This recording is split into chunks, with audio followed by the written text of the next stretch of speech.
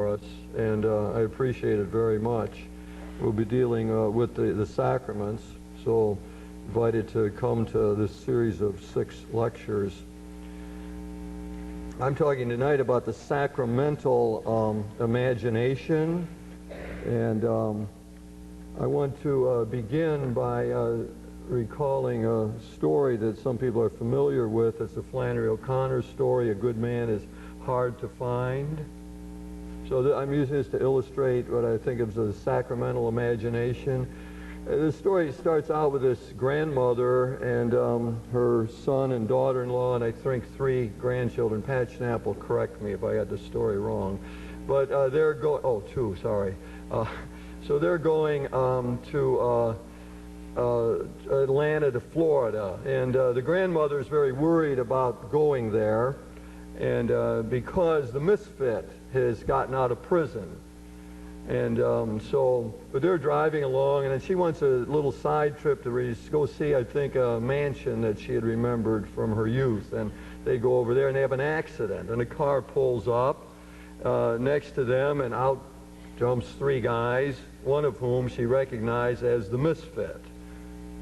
This guy had just gotten out of prison, is a violent, dangerous man. So as the story's going, they're interacting in various ways, and she lets it be known that she knows who he is, and he said, that's too bad, did that. And he has his accomplices then take a couple of the other members of her family out in the woods, and you hear shots, and she knows they're dead. They take a couple more out, and then she's left there alone with the misfit. And they begin talking about many things, and she keeps telling him, you're really a good man. You're really a good man. You come from good stock, I can tell. And so she's going on like this, and then she's scared to death. She's saying, Jesus, Jesus. And he says, that's right, Jesus. Then he goes on to say that Jesus has sort of messed up the world. They claim that he's raised the dead to life and so on. And he says, Jesus thrown everything out of balance. So they're going on, and then as part of the conversation, he hardly knows what to say. He said, well, maybe he didn't raise him from the dead. And so then as the story's going on, he's now standing close to her and right in front of her. And she looks at him, and she says, you're one of my babies. You're one of my own children. And with that, I take to be a loving touch. He reaches out to the misfit, and he jumps back as though bitten by a snake and shoots her 3 times in the chest. And then at the end of that, his accomplices come back, and he says, she would have been a good woman, Misfit said, if it had been somebody there to shoot her every minute of her life. So I want to put this forward now as an example of the sacramental imagination and how we would try in one way or another to tease out the meaning of that sacramental imagination. Father, I really don't think you should use this story to describe our relationship with Jesus. It's not religious at all. It puts Jesus and his divinity down, and it's blasphemous. If you want to use this story to illustrate your point, you just can't. You should choose something from the Bible, like Jesus and the woman at the well. Literature from our culture, it's just not great. It's bad. The world is bad, and you can't use a story like this. If you stick with stories about Jesus, it would be better off.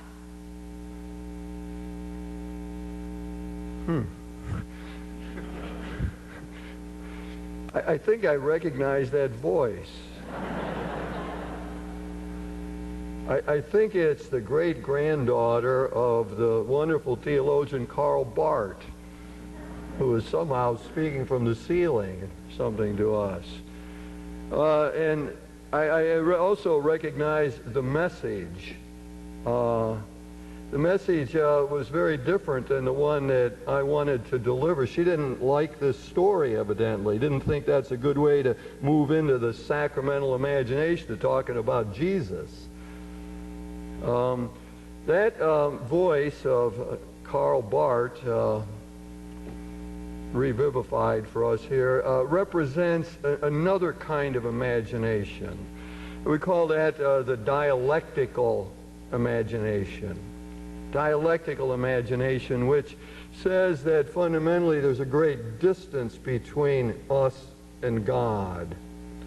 That emphasizes God, the transcendent one. The early Bard called God the holy other one, and said there really are very few contacts between. That's evidently why Mary didn't want me to use this story. It's out of the profane world. It's a story of violence, of a prisoner, of so on. That doesn't have anything to do with the relationship with God.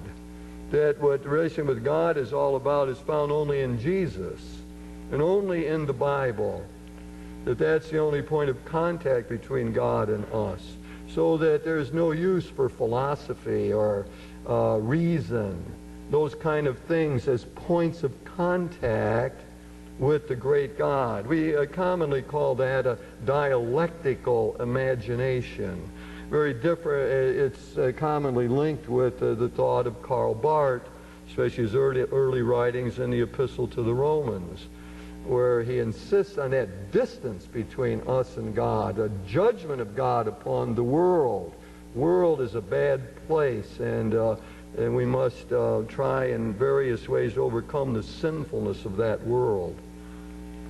Well, that, I think, can lead us then into this other idea of the sacramental imagination, which is, you might say, the polar opposite of this dialectical imagination that I've been describing there. Because now we're talking about being close to God, about nearness, about the immanence of God, the presence of God in the world.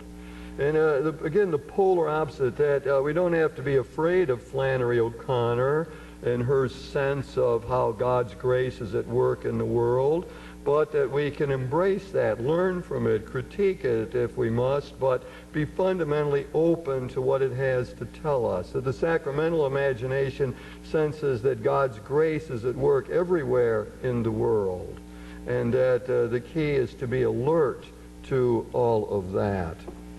And it puts an emphasis on imagination. Now, imagination's a wonderful power that we have. I mean, you could view it like a radar screen inside of us that's sort of scanning experience all the time to pick up images. But I prefer to think of it in functional terms. That is, what we can do that we generally call imagination.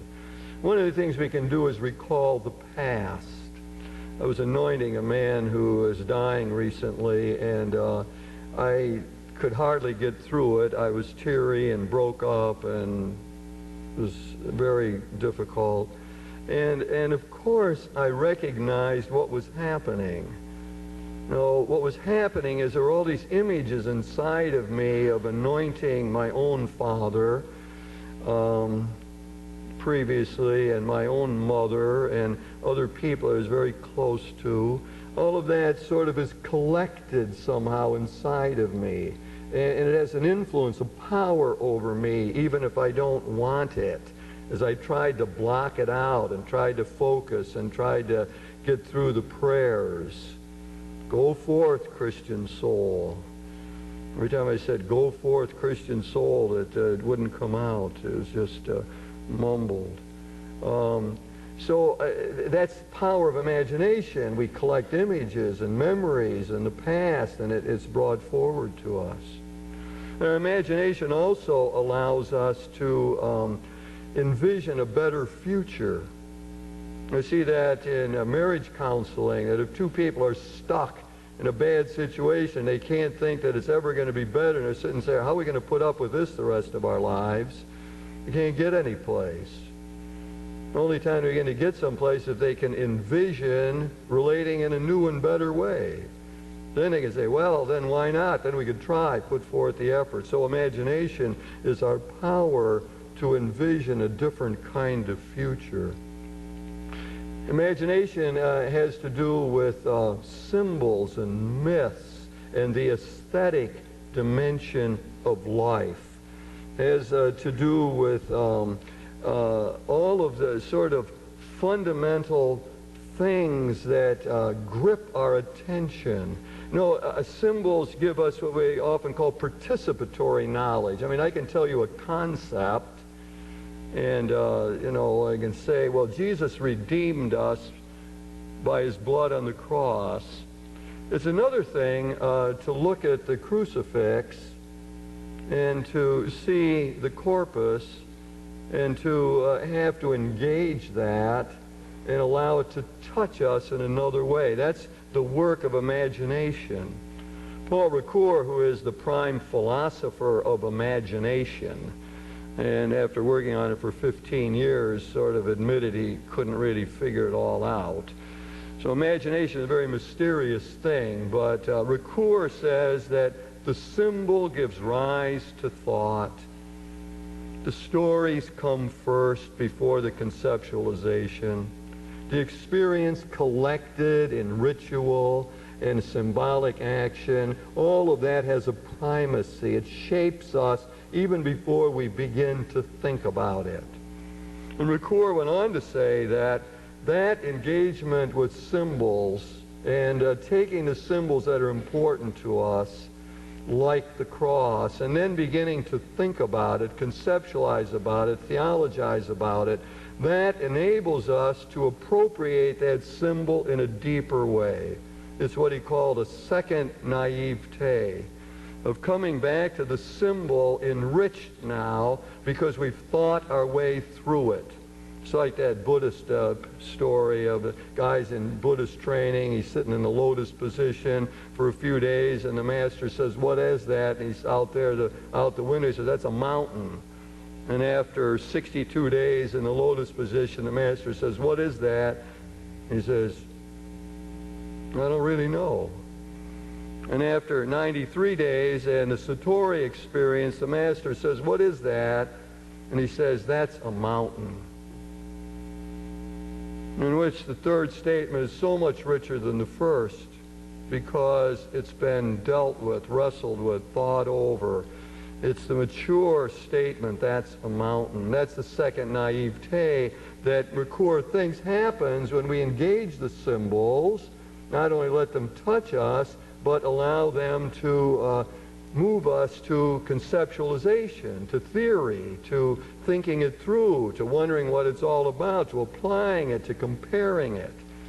All of that that goes on fundamentally in the world of theology. So imagination is a wonderful power we have. It's an amazing ability. It's part of what makes us to be human, not just that we have intellect, not just that we have will, but imagination allows us to appreciate the aesthetic dimension of life, the beauty that is around us, the kind of things that touch our emotion in such a deep way. Now, the sacramental imagination, which is now getting us closer to God and seeing the immanence of God, and we're going to tease all that out, is fundamentally pluralistic. I think it's pluralistic because it comes from different sources. It is not to be equated just with the Catholic imagination, although Catholics very often have a sacramental imagination for one big reason, because we come to Mass. But so do our Orthodox Christian friends and our mainline Protestant friends, and another group of people that we might call the American Transcendentalists. That's another way in which we produce a sacramental imagination in the United States. Comes from Emerson, who said there's a spark of the deity in us.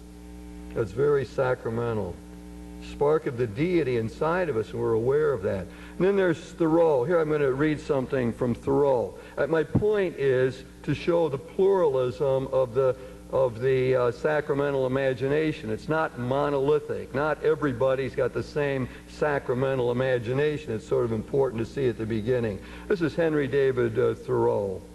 I think William James quoted this in the Varieties of Religious Experience. Once, a few weeks after I came to the woods, for an hour I doubted whether the near neighborhood of man was not essential to a serene and healthy life?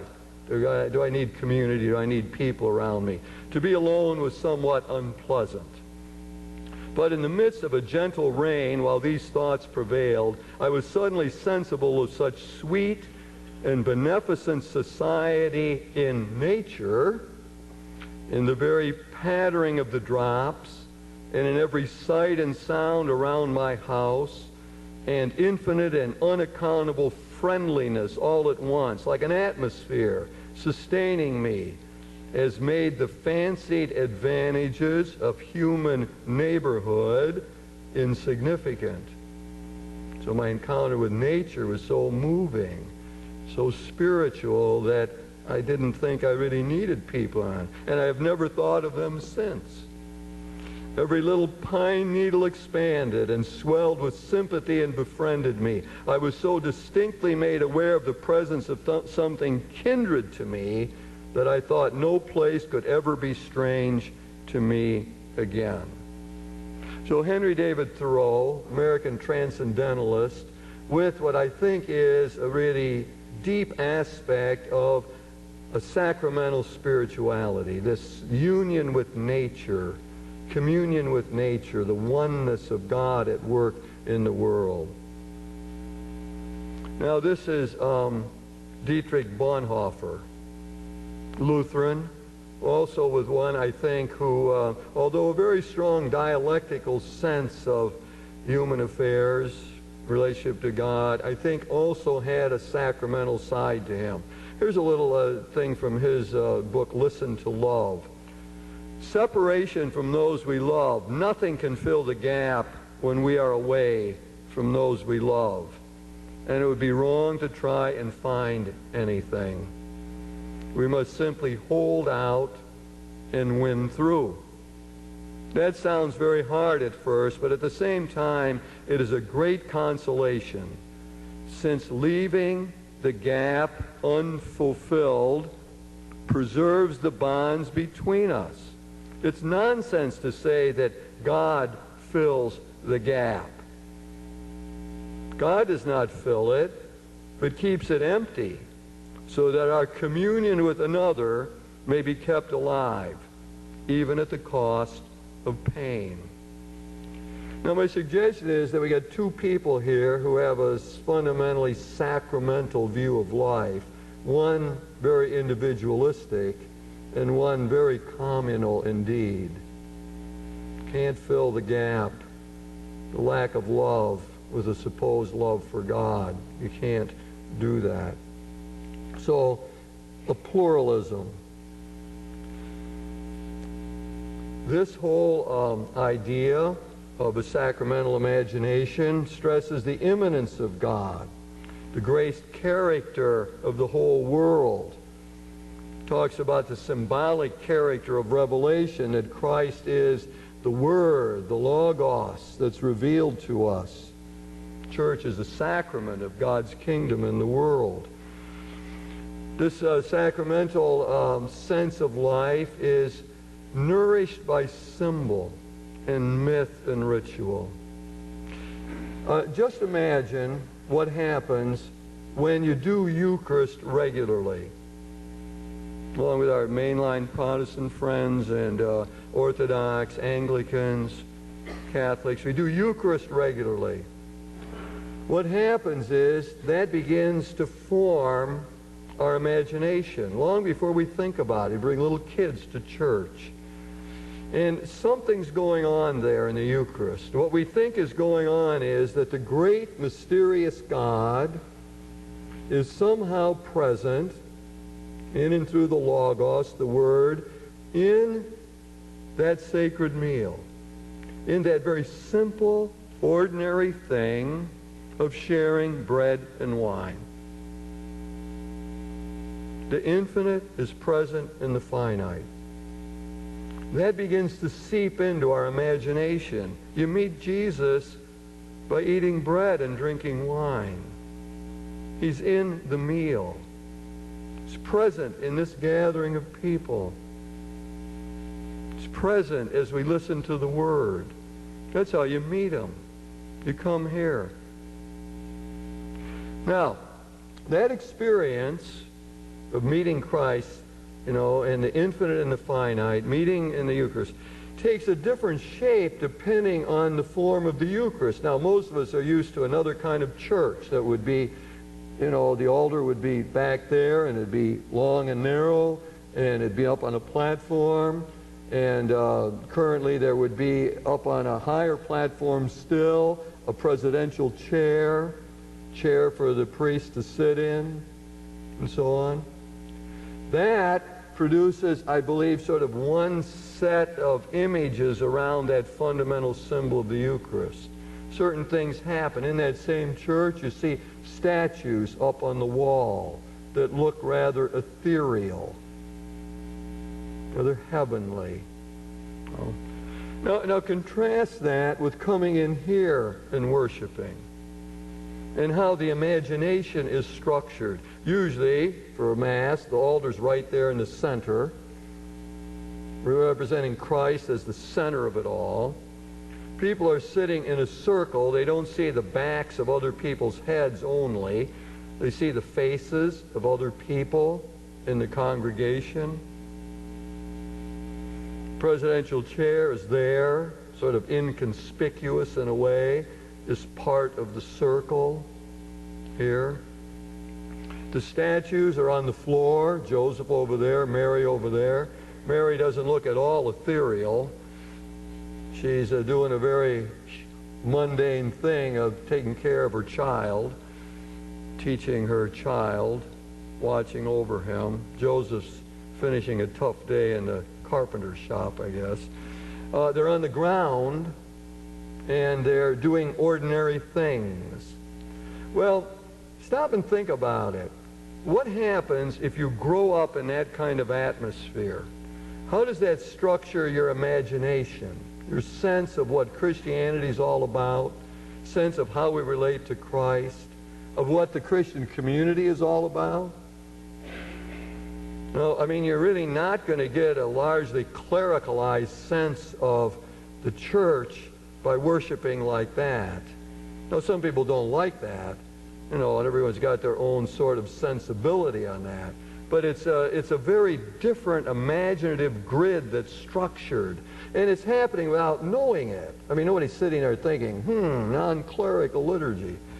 I mean, nobody's looking at Mary. You send kids over. I love to send kids over the Mary statue. Just watch them. I tell the parents, don't tell them anything. Just let them go.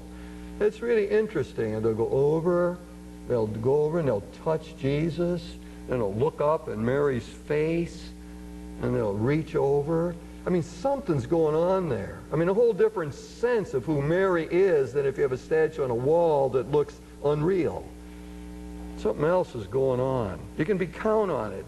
I mean, you don't think about it. My point is the imagination's being shaped without us really, concentrating on it or whatever. We're shaped by that fundamental sense of the Eucharist.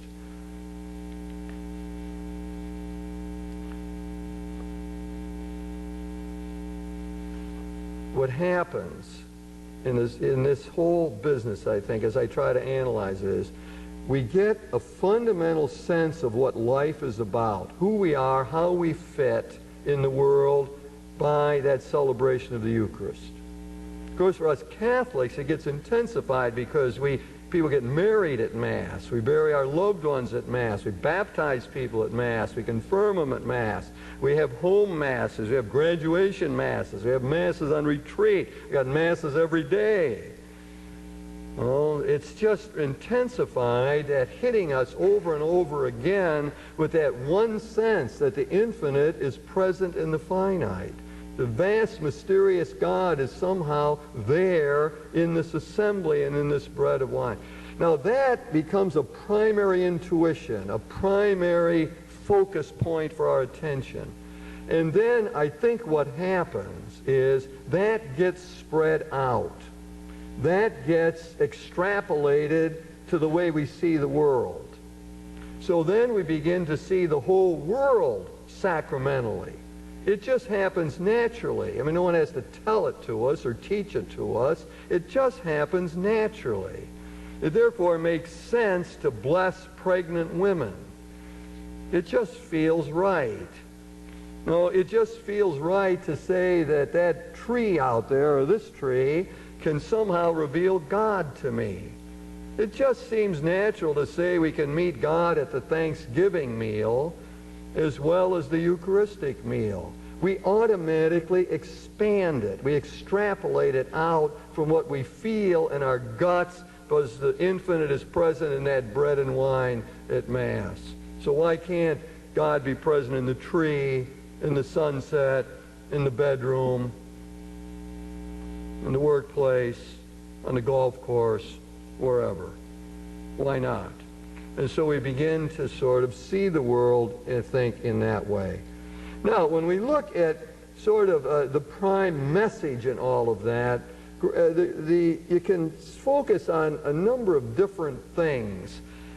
Historically, people have explained that Catholic sensibility, that sacramental imagination, in terms of knowledge, of knowing things. The Greek fathers loved to do that.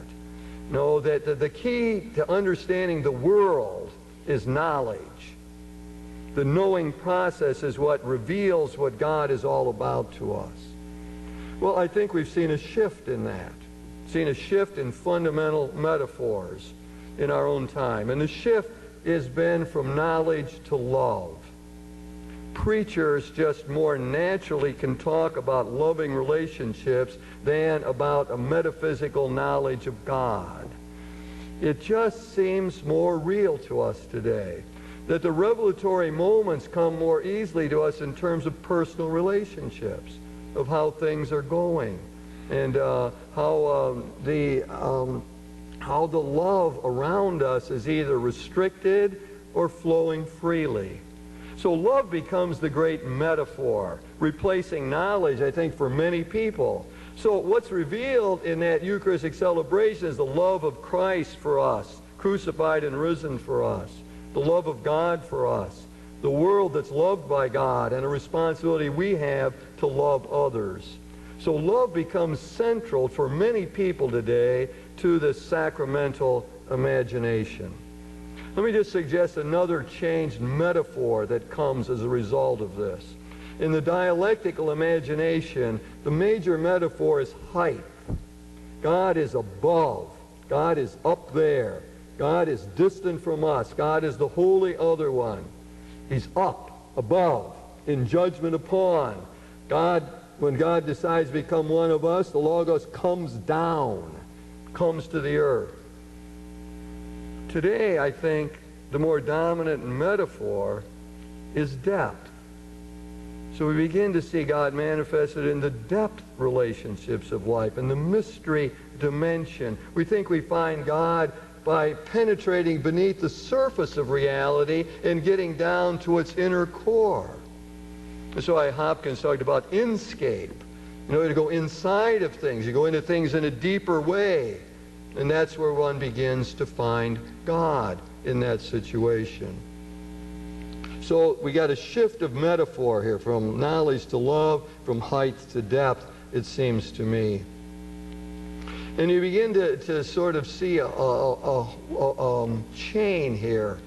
I'm not sure there's the best way of putting it, but simply put, you could say that in this whole outlook, Jesus Christ is the sacrament of the Father, or in another language, more aesthetic language, the icon of the Father.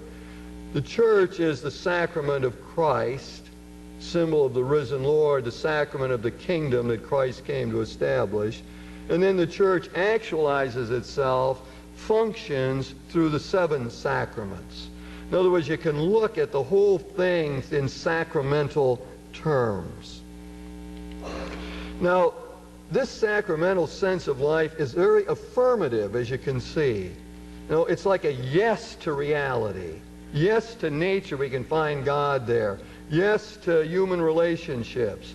Yes to sexuality, that's something good, a gift from God. Yes to the world.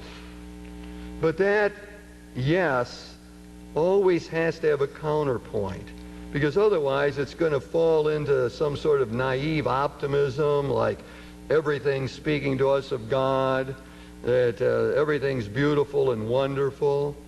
There has to be a negation. There has to be a no. That's why I don't want to dismiss the conversation that occurred at the beginning of this lecture from Karl Barth's great-granddaughter, Mary.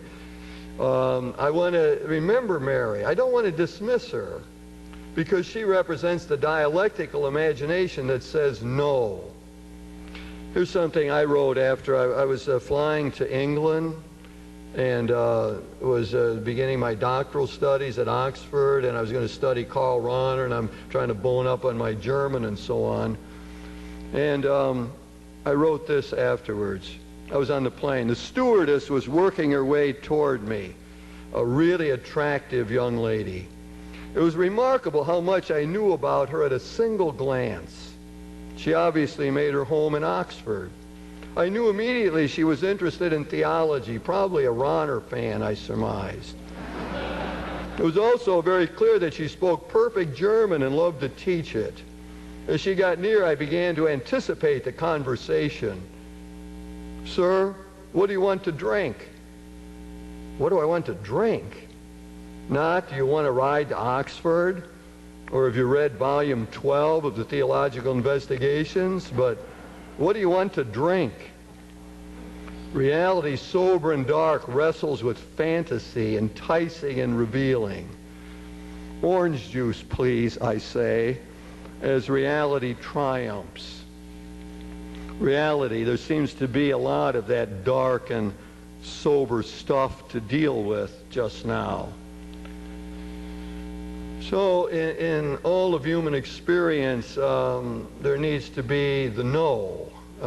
There is negation. There is something about the affirmative side of life, the sacramental sense that needs to hear the counterpoint. A transformed imagination, a really sacramental imagination will involve transformation and conversion. To come here for liturgy is to sense somehow that we should go out and make a difference in the world. No, there is implied an imperative in this sense of the presence of God, the closeness of God, the immanence of God in our lives. There's an imperative that we try to make the world more receptive to that Spirit. And we try to get rid of some of the obstacles to the spreading of that reign of God, that we work for justice and overcome the injustice that's implied in what the best of this sacramental imagination. And finally, in this sort of general overview, I'm picking up the phrase that sacramental imagination involves a journey into the particular. There's nothing more concrete and material and embodied than our Christian faith. As someone said, it's the most materialistic of religions. There is nothing sort of spiritualized about it. It says the great God is present in an historic figure, in one Jesus of Nazareth who lived in a particular place, who came from a backwater town, who had trouble with his family, whose followers didn't get the message, who ran afoul of the religious authorities, all very concrete, particular. I mean, he doesn't have some sort of vague philosophy of life. He goes about doing good, helping, cleansing lepers and helping lame people to walk and telling people they can be better than they are.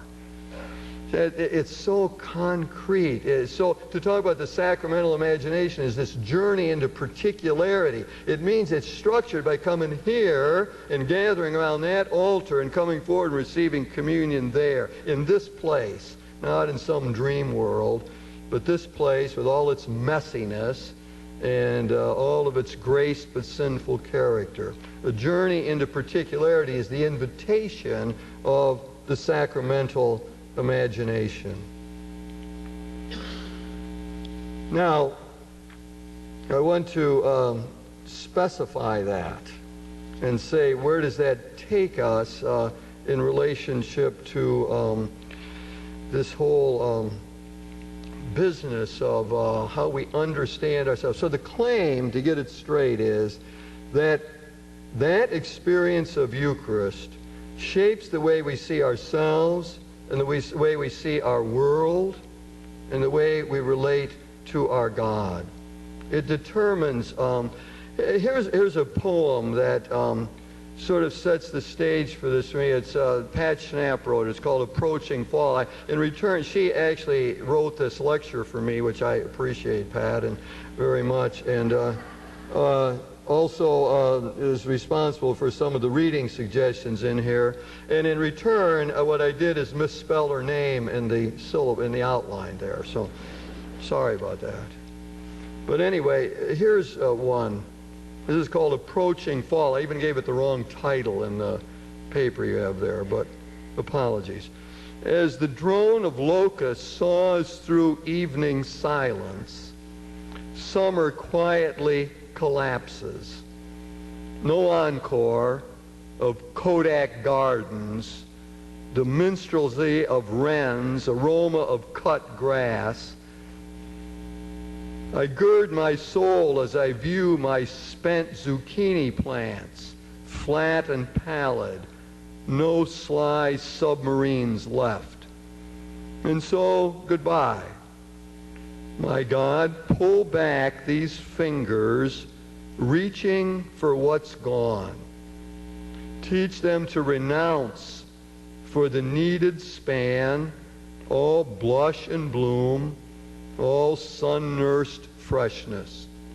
Stiffen my spine for sterner days, arthritic stalks in dying fields, the grief of trees that soon will weep their leaves.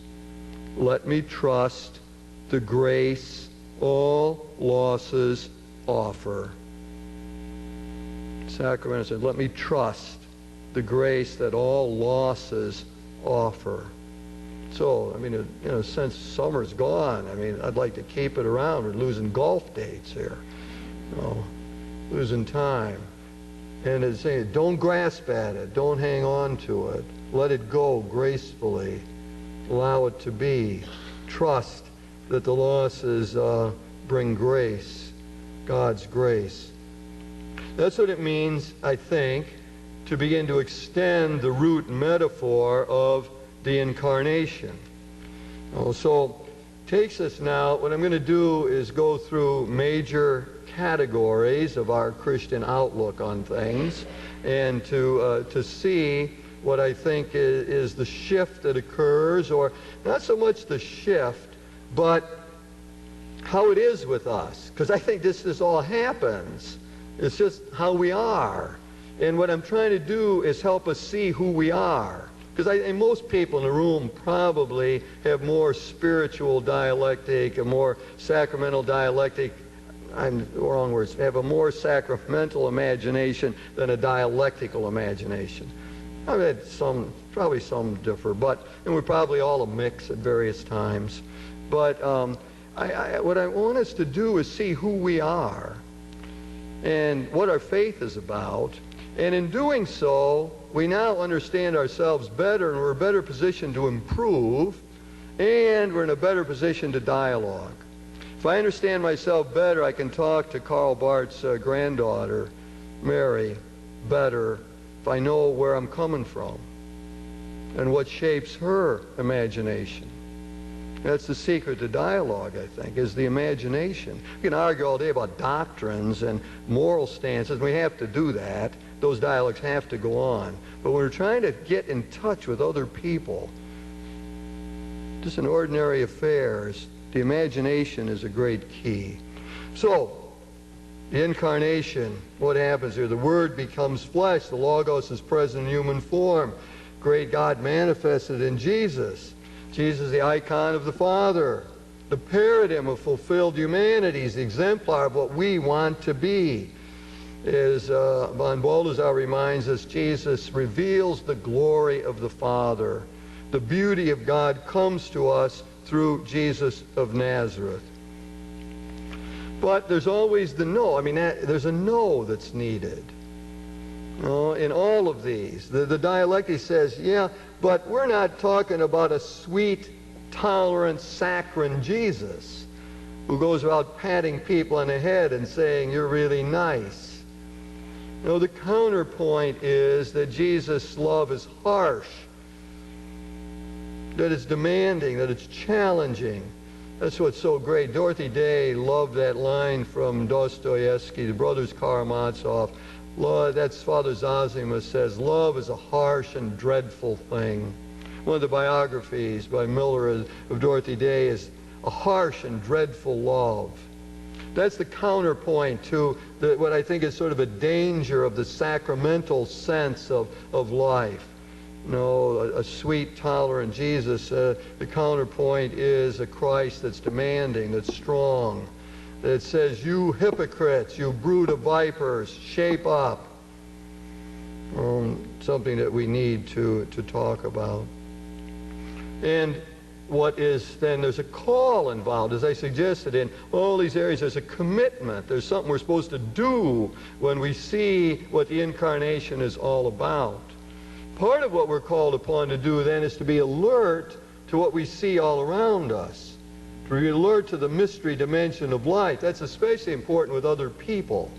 Maybe it becomes even more crucial when it's people who bug us or get on our nerves, or those people with a dialectical imagination. Oh, then it becomes even more important to say, how do I find Christ in them? How do I extend that sense of incarnation into them as well? Well, we get as well the sense of the world. So this whole sacramental sense includes how do we think of the world, including society and nature and history, all of that. We need to, it shapes, gives us a more positive outlook on all of that. So what was Mary saying at the beginning? Don't read Flannery O'Connor. That's secular literature. That's going to take you away from God. And this imagination said, no, let's read Flannery. Let's read John Updike, one of my favorite authors, who talks about the real issues of life, money, power, sex. That's what John Updike's all about. I read John Updike for spiritual reading. Well, we had the pleasure of meeting him one night, didn't we? John Updike. I mean, a fascinating guy. And he speaks, he's revealing to us that there's a deeper dimension of what's going on in all these important areas of life. So that the world is graced in this viewpoint. Uncreated grace permeates everything. Spirit is all around us. It means that everything becomes potentially revelatory. This creation that God gave us is redeemed by God. It's all connected together. How about the poem from Hopkins? The world is charged with the grandeur of God. What's the next line? Pat, how does that go? Loudly. It will flame out like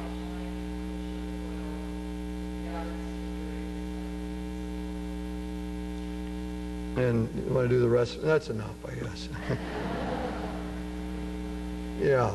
Gerard Manley Hopkins, who, has a real sense of this sacramental sense of life, for sure. World is charged with the grandeur of God. And the critique, the no from the dialectical people is that this world is also shaped by sin. Original sin is a reality. We can't simply affirm what's going on in the culture. We can never get away from the fact that it was Karl Barth and the Confessing Church that mounted the strongest critique of Nazi Germany and of Hitler. All of us liberals, liberal theologians, sacramental people, imagination, that to me is the most striking historical fact that we have to deal with. The people who mounted the strongest critique had a dialectical imagination. They were already programmed to think that the culture can get screwed up, that demonic forces are at work. They were ready for it. They saw it and they attacked it, and Bonhoeffer gave his life for that. That's why I said at the beginning he's a mixed figure for me. But he saw the demonic forces in the world. And people with a sacramental imagination have to hear that message. And how does it bring us into judgment upon the world as well?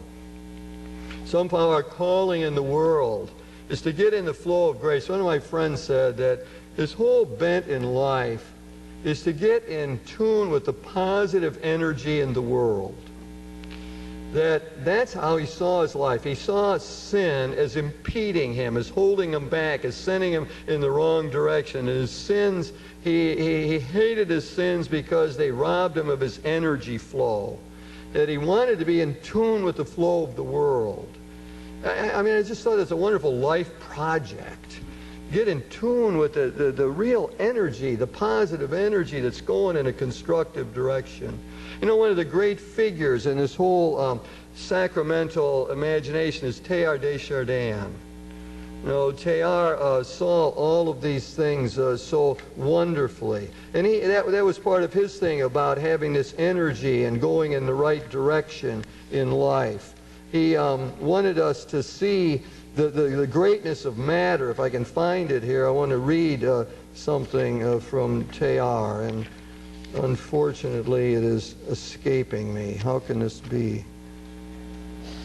This is, well, I'll do it, just the hymn to from the hymn of the universe, the Mass upon the world. So he's out in the Gobi Desert. He has no bread and wine to say Mass. So what does he do? He says, I will say Mass upon the world. I will Mass without bread and wine. And the earth will become my altar. And all the work that's being done now, all the human effort, all the toil, all the scientific endeavors, all the intellectual work, all the labor, I will take that and that will become the host that I offer up to the great God. That will be the host.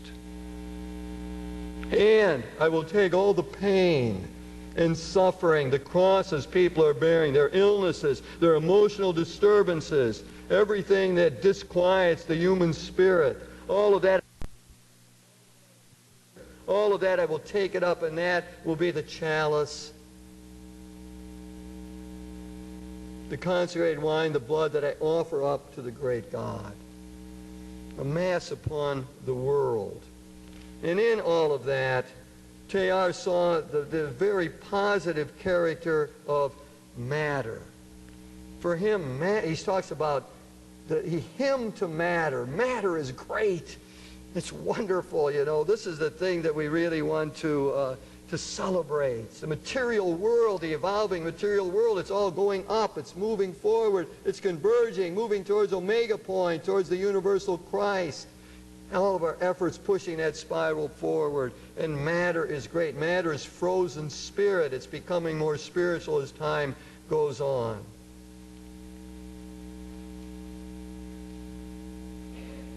Teilhard, when he was young, had a piece of iron and began to rust. He once took a lock of his hair and put it into the flame, and it burned up. And it threw him into great angst, serious anxiety that stayed with him the rest of his life.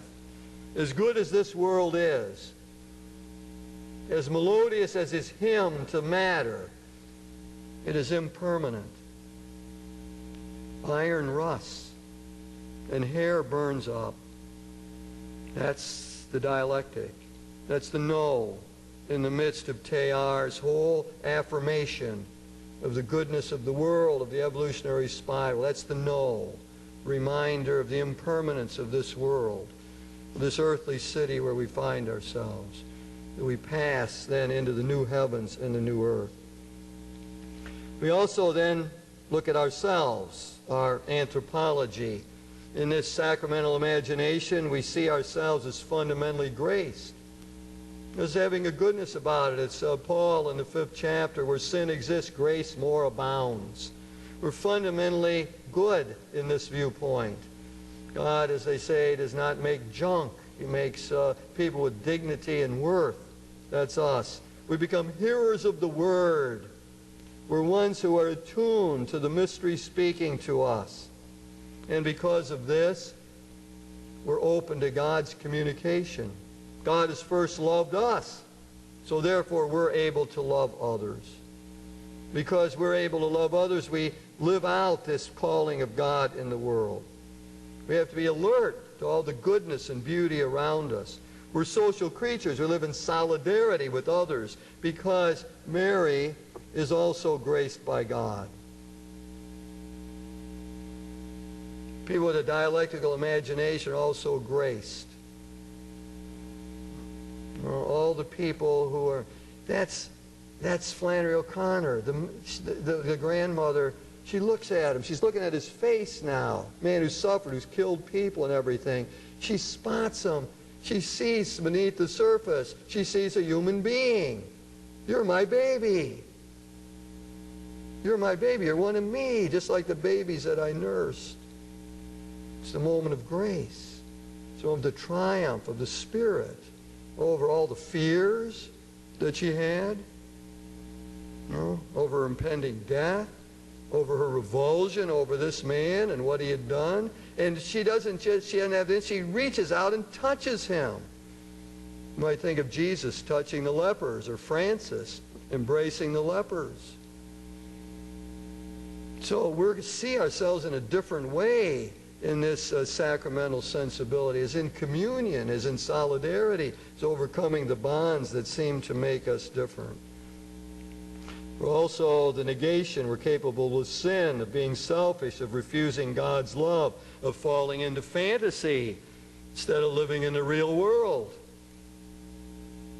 Always our dangers of moving away from God. And our calling in this whole idea is to take up the cross, which is the sign of love and the sign of God's redemption for us, and a cross that we're called upon to take up. To look at the question of God in all of this. God now is seen as very immanent in the whole process.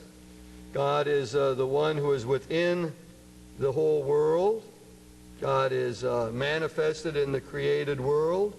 The whole evolutionary process pushes us in this direction. This immanent God is for us, on our side, with us in the struggle against evil. Again, the critique, Barthian critique, dialectical critique, that God is also the judge. God is not just like a kindly grandfather who pats us on the head and says everything is fine. It just isn't like that. Our God is also the transcendent one. And the calling, of course, is to refine our own image of God, to be open to the other and their perception of God. That's why conversation is so important. We had a wonderful dialogue the other night, Catholic-Muslim dialogue, and in that dialogue we tried to raise up saints and heroes. My friend Amjad Hussein raised up Omar, one of the early caliphs, as being a man of compassion and care. And I raised up Francis of Assisi as an example of spirituality, and Thomas Aquinas as an example of the intellectual realm, and Pope John the 23rd as an example of the institutional church.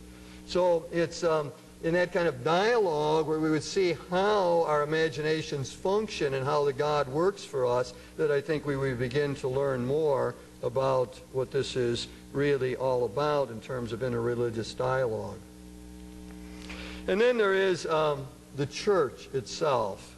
In this whole notion, church becomes sacrament. My mentor, Karl Rahner, said the most important statement that Vatican II made was that the church is the sacrament. He loved that image of the church. It is the sacrament of the risen Christ. It's the sacrament of the unity of the whole human family. It's the sacrament of the reign of God that's here already, but not yet complete. It is to be the instrument and the sign, credible sign of that kingdom of God in the world. And so the church, in this whole outlook, the church becomes a sacrament. And the church becomes real for us here and now. It's one of my responses to the abuse question. People said, well, priests are losing the trust of their people. And one of my responses to that is that trust is not that ethereal. Trust doesn't float around up in the air. Trust occurs in the midst of human relationships. And there are many pastors who have been good pastors, and 96% of those who don't abuse children, and serve their people, do their best, love their people, care for them, have, I think, maintained the trust of their people. If they've been there any length of time or had much interaction, they maintain the trust. Because the church is real, it's a sacrament of the kingdom as it's concretely lived out on a day-to-day basis. Our liturgy is celebrated, and the sick are visited, and social events occur, and learning goes on. All of that is what the church, I think, ends up bringing home to us. And then the church lives out its life in terms of the 7 sacraments, and primarily the Eucharist. So the church actualizes itself, makes itself real and present, which brings us right back to where the sacramental imagination is born and grows and develops, precisely by sharing in the bread and wine, that simple act of sharing a meal together, the simplest, most ordinary thing, and yet a deep symbol, multivalent, touches us in so many different ways.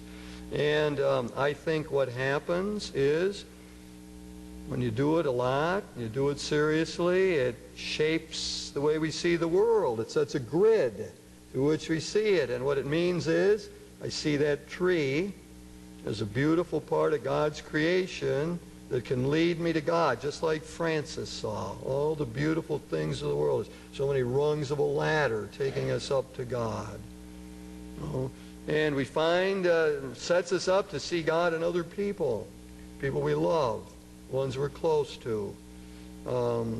Sets us up to see God even in the people who are on a different wavelength than we are. And it has in it an imperative. Say, the God of love has created a world out of love, created us out of love, and we then have the opportunity and the challenge of trying to spread that so that the sacramental sense of life becomes even more pervasive. Thank you. We'll take a couple of minutes stand-up break and come back for comments and questions.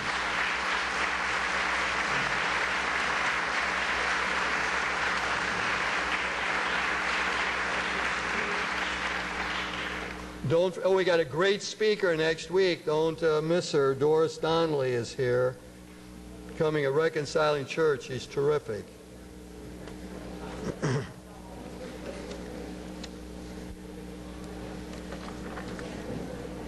Please, we probably got microphones around that people will get into your hands for anybody who wants to make comment or ask questions.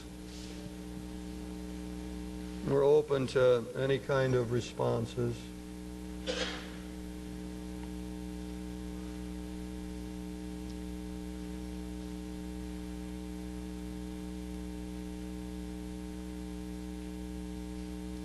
Thank you, Father, for that very interesting talk. I'd like to make the comment that I personally don't see a great shift between the attitude to knowledge of the Greek Fathers and the attitude to love that you want to talk about. The Greek Fathers had a great deal to say about love, yes. About love in nature and about the love of God. I would like to know whether this idea of a shift is something new, or whether you're just shifting a sort of emphasis in the direction of something that has always been there and perhaps has not been stressed in the recent past. That's a good question and well put, and it makes the point that really those two avenues to seeking God have been present throughout all of Christian history, for sure. And you can see it in the Fathers. And I do think that you see a shift in the emphasis point. I think once you had the rise of individualism, and once we began to put a greater emphasis on romantic love and choosing a partner rather than having that arranged, once you moved into a whole different mode, it seems to me that the love element surfaced or became more important. Interestingly enough, I think you can see it in the personal development of theologians. My own mentor, Carl Rahner, is a good example. In his early writings, he stressed knowledge as the entree into the mystery. His first, great work is talking about spirit in the world and how analysis of our knowing process leads us to God.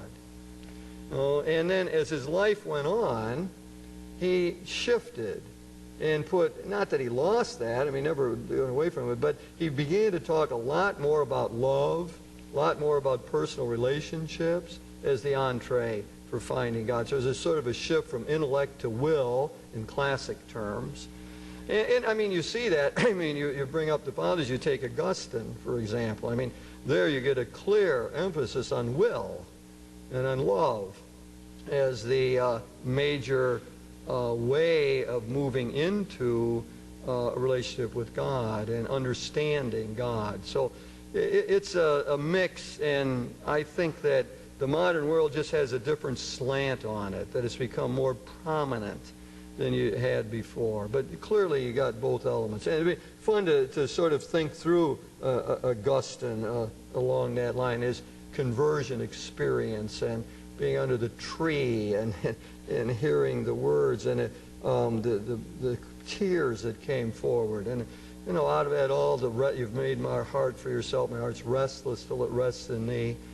Dominant will, love, and so on. Then you could shift it back, and even my chronology you could challenge and say, well, Aquinas became more intellectual. For Aquinas, the end product is the beatific vision. You see.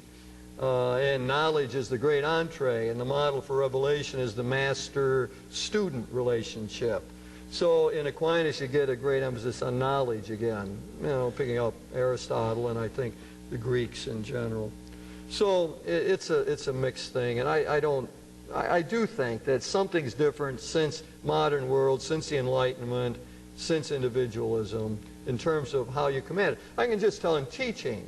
Many, if I try to teach, the fundamental self-transcendence of the human being, I can do that through knowledge or through love. I can talk about the fact that when you learn so much, what it shows you is what you don't know, and it opens up, and now you need to know more, and knowledge doesn't look like a box, but it looks like that. And it keeps expanding, and I can draw on that, and people can see that. The more I know, the more I don't know, and the more I get into real learning, the more I have a thirst for learning, and that opens up to the idea of transcendence, and to God I can do that. But I can guarantee you I got a more attentive audience if I'm talking about the movement into puberty and the sexual drive and the interest in the other, and falling in love. And trying to form relationships and to work those out in some healthy way, avoiding poor decisions, trying to make good decisions. I got a much more attentive audience. It just is more gripping in many ways, and I think that's why many of us have moved towards love as the entree into the mystery dimension of life. That's a good point. Thank you.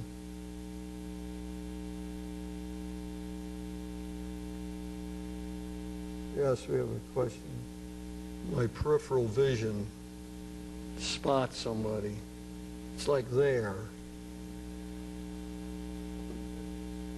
You talk about a shift from knowing to love, but I've always had a sense that it's not an either-or thing, but both. When you love someone, you want to have a greater sense of knowing them, knowing the beloved. So I don't see them as in contrast so much. No. But, okay? Yeah, good point, and I fully agree. We say love is blind, and I suppose in some ways it is, but love is also insightful, as you suggested. And love allows us to see something about the beloved that probably others don't see, and to see a depth there, especially to see potential. I always think of Martin Buber in that regard. What he wanted us to do was confirm the other, to see the potential, not just the actuality, but the potential. That's something that that love reveals. No, there clearly is not a contrast between the two. At our best, our knowledge includes passion. You know, we're passionate about the search for truth and wisdom because we love the truth and wisdom. You know, at its best, love always is revelatory. It always shows us something more about the divine human relationship. It tells us more about what life is all about, who we are and where we fit. So there is what I always call a dialectical relationship between the two. They produce a fruitful synthesis when they go together. They're synergistic. They produce more energy when they're working together than just alone. So again, a good point, which I agree with. Other basic. Yes, Dr. Gallardi, I believe. I'd like to invite you to consider a little bit more, or to develop a little bit more, the relationship between sacramentality or sacramental imagination and the sacraments themselves. Because it seems to me, as paradoxical as it might seem, there are approaches to the sacraments that are not sacramental. That is, that in fact violate this sort of sacramental imagination that you're talking about, which is a curious phenomenon, but I think you see it in the church today, a sort of localization of God's presence, or a fascination with the sacraments as quasi-miraculous, or things like that. I'd wonder if you'd like to comment on that. Yeah, it's an important point, and it would be part of the negation of the, of that part of sacramentology. Sacramentology would have to have that no to magic, no to automatic grace. And I mean, I think you're right. That's always the Catholic danger, and really ought to be played up. I mean, it deserves emphasis, not just comment. Deserves emphasis because there's a Catholic danger of thinking the sacraments work automatically. And we had all that long history of multiplication of masses, and on All Souls Day trying to say 3 masses as fast as you could say them so that you got more grace. I mean, that's all in the living memory of some people in the room. That was a really great problem, and needs critique. And as you suggested, it's precisely a violation of the sacramental principle that is at stake there. That it's to forget that the sacraments give grace by being good signs. Again, it's getting back to the fundamental perception of Aquinas, who had such a good synthetic sense of things and had a sacramental sense of life, but that the two things had to go together. The sacraments are causes of grace and are signs of grace. And they don't just sit there side by side, but they are causes of grace to the degree that they are good signs of grace. And that's why we got to do the liturgy well. That's why the ushers are important in greeting people, why the music's important, why the readers are important of how they do it, why the aesthetics are so important, especially the aesthetics.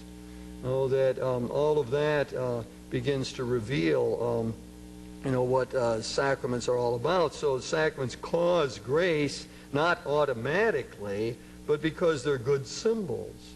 I think a lot of times Catholics are afraid of the language of symbol, which is the language of sacramentality.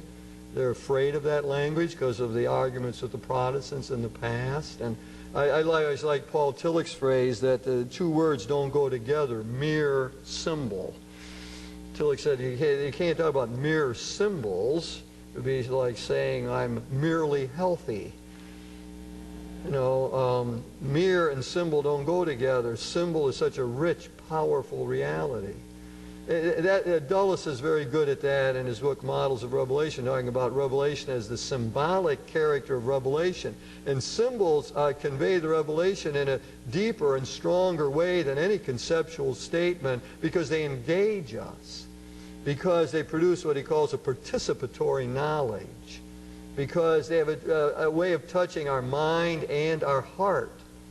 I go back to the commercial where the guy's sitting there in the diner saying, yeah, I'm getting engaged. Here, I'm giving it, what are you giving her? I'm giving her a train air conditioner. And the guy looks at him like he's nuts. Oh, yeah, it's solid. It's real. You know, I'm giving it a Train air conditioner. It's interesting when we find with young people that often the sense of humor is sort of different, but our young people see the humor of that. And I think the reason they do is because they have not lost, essentially, a sense of symbol. That you give a ring, you don't give a Train air conditioner. You know, they know that. That has not gotten lost in our culture. As much as we've lost sense of symbol in so many ways, we still know that you give a ring. And then the ring, why? Because the ring has a deeper significance than the Train air conditioner does. It carries a meaning that the air conditioner can't carry. You know, so you're back again to putting, I'm trying to suggest why I think we get caught up in some of the problems there as Catholics. Because we have such a formalized religion, such a heavily sacramental religion, that we are in danger always of formalism, of going through the motions, of just thinking we got grace because we came to church, we got our obligation in. Oh, and we're in danger of being afraid of the language of symbol, which opens up the sacramental imagination, I think.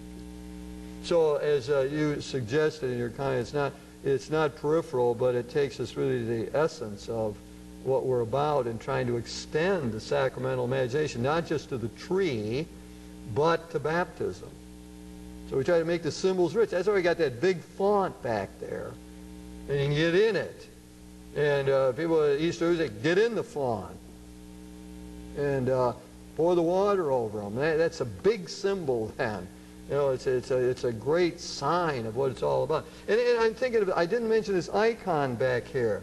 That's really the Catholics, the icons are great. You know, I talked about Jesus being an icon of the Father. I mean, that's great language. That's out of the Eastern tradition. And the icons are very spiritual in a sense that they draw us in. So one of the icons back there, on my right, as I'm facing it, is the Luke 24, Jesus with Cleopas and his wife, interestingly enough. His companion turns out to be his wife, which seems to make a certain amount of sense. Cleopas and his wife. And they recognize Jesus in the breaking of the bread. And we're drawn into the picture, into the scene. You notice there's a seat for us in the front. The very icon draws us in. We're part of the scene. In fact, the whole perspective is different, isn't it? Oh, there's our church there, too. You got the whole sense of the local church. That's our church there. Our building behind Jesus. And you got this interesting phenomenon that the further away you are from us, the bigger you are. And so it's a reverse perspective. And what reverse perspective does is draw us into the picture then. It makes us part of the whole scene. So there we've got, again, this sacramental sense of life and in the artistic world and in the icons. So all of that creates an aesthetic atmosphere and enhances the symbol of celebrating the Eucharist, just like the music does, and the font and the character of the bread and wine that we share. All of that, the richer the symbol, the better off we are in terms of the cause of grace. I mean, this is not mysterious. I always use this example. I say, I might be in the last thing after I've said a lot of Masses is what I want to do is say one more. And my theory of the Mass is you got to be up.